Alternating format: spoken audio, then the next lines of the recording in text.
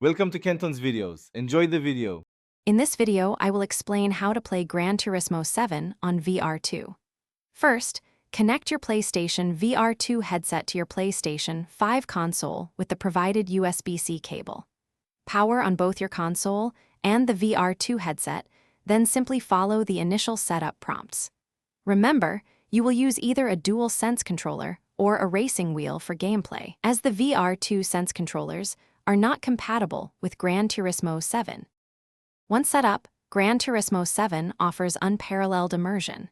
You'll experience a full 360-degree, three-dimensional environment in nearly all race modes, excluding split screen. The game leverages 4K HDR visuals and Tempest 3D audio tech, making every sound and sight incredibly realistic. You can even visit the VR showroom to inspect more than 450 vehicles up close. For controls, you will use your DualSense wireless controller or a compatible racing wheel. The VR2 Sense controllers are not utilized for driving.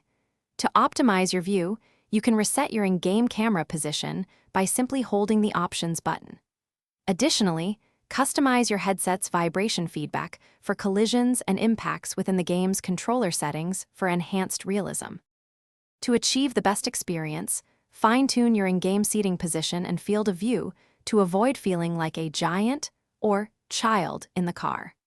Many players find lowering the headset screen brightness and increasing in-game exposure and saturation improves visual clarity.